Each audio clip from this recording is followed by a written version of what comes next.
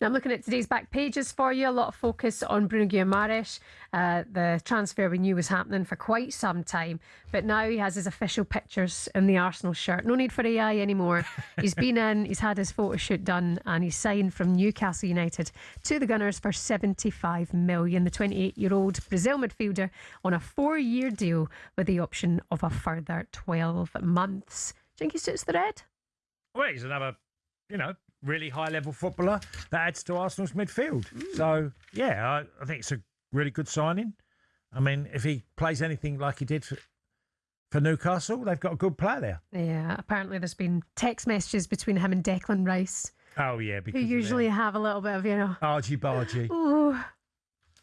Well, I won't be doing it now. They'd be best mates. Apparently handbags is not a nice term to use, but that is proper hand. You can't call that a fight. No, that's... Yeah. That's argy-bargy. Argy-barge. A bit of argy-bargy and no more. It's offensive to those who actually get in fights. Let's talk more about Arsenal now with deluded Gooner himself, CJ Needham. Good morning to you, CJ. How's it going? Good morning, CJ. guys. Hi, guys. Morning. I'm great. Yourselves? As you said, Bruno's about to change our lives, man. It's a fantastic Well, what, in a good way or a bad way? Because you were champions last year, CJ. I mean, being champions, you've got to go and do bigger and better. And Bruno G, as you said, if he does anything that he did in a Newcastle shirt and an Arsenal shirt, it's going to be amazing. And I actually will go one better, I think. With Declan Rice and Bruno G, I think that's the best partnership in the midfield in the Premier League. And I actually think in the Premier League, when you look at, Bruno G, you look at Declan Rice, you look at Zubamendi, you look at Miles Lewis-Kelly and all the others, we've probably got the best collective options in the Premier League at the moment now. Yeah. So you're going to win everything then? Oh, I don't know about everything. The Premier League, Champions League, we probably need a bit more stuff. I'll tell you, what you'd say, CJ, is that Arsenal have done what they absolutely have to do is keep that momentum and bringing in players and knowing everyone around them is going to look at Arsenal as the team to beat this year. Exactly. I mean, that's how you champions stay champions, by signing players of this ilk. I know we're not Man United, and I know Arteta's not Sir Alex Ferguson, but Sir Alex Ferguson used to cherry pick the best of the rest all the kind of time. So I think it's a step in the right direction, and it's a full circle moment, because I remember when he went to Newcastle, Arsenal fans wanted Bruno G. Edu tried to get him. Arteta notoriously didn't think he was good enough at the time. But 4, 5, 6 years later, it makes sense. Now, again, we've got a target on our backs, being the Premier League winners, and this is the kind of signings you want. It's a level raiser. We've got good problems in the middle of the park now. We don't actually know who starts in central midfield. If we assume it's a 3-man midfield, and obviously behind an Eze and Odegaard, you've got a pivot. There's 4 high quality players, better yet, competing for 2 roles. So make sure Mikel Arteta can't leave you out, which is great for us Arsenal fans. Yeah. I mean, in terms of a pivot, with not getting Vinicius Jr. and him staying at Real Madrid, where do you go next from here? We were talking about Bradley Barcola is very heavily linked to Liverpool. There's no way Arsenal could make a hijack there?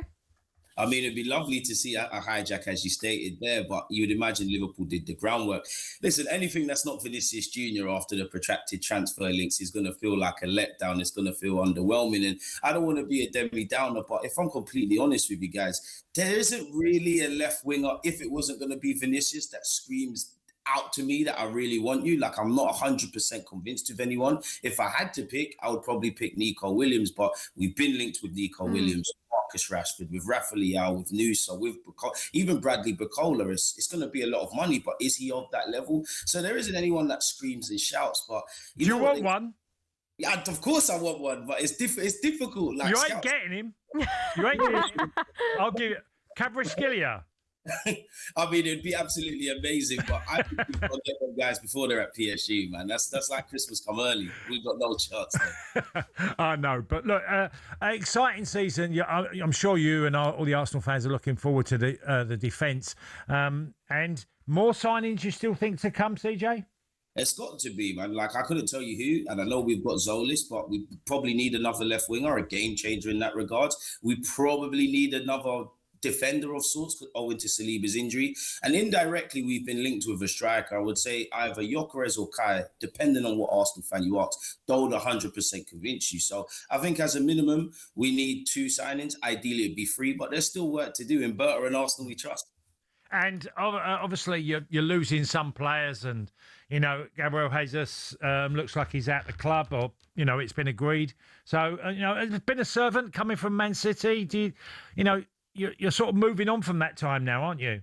It has to be, man. One thing about Arsenal, at times we haven't always moved on from players when they needed to move on. And I'm happy with the Gabriel Jesus's, the Trossards, potentially Benjamin White. I'm not sure, owing to injuries in defence, that you're actually going to depart when we've won the Premier League. Gabriel Jesus changed our lives, man. I'll never forget the first 6 months. It was amazing for us. But unfortunately, time catches up with everyone. And he's had 2 massive injuries. And he's one of our highest earners. And you can't guarantee he's going to be in the starting lineup or actually the squad. So it's good for all parties that the likes of him, the Fabio Vieiras, the Reece Nelsons, and a couple more probably move on so we can reinvest. Yeah, I mean, CJ, I always like that you've called yourself the Deluded Gooner. That's your stage name. And Gabby called all Arsenal fans, Gabby Agbon-Lahore called them all deluded earlier on this week when it came to Vinicius Junior. But listen, you've got promises now, CJ, with the new season ahead. You lot have got to be calmer, all right? You've got to be less infuriating for the rest of us this season, okay? I can't guarantee that. We'll be here every step of the way. Nobody wants us to win. They don't, and that's why it's sweeter when we do. CJ, have a good one. Thanks for your time. Cheers, CJ. Bye-bye. Thank you, guys. Bye-bye. Peace. All the best. Deluded Gooner, CJ Needham with us. Good talker, He's CJ. great. Really good talker about Arsenal and talks about the football club that he loves, and also is some of the things he's saying about who you have to move on. Which you do have in football clubs. Your club, Manchester United, did it brilliantly for years. When it was time, they moved on.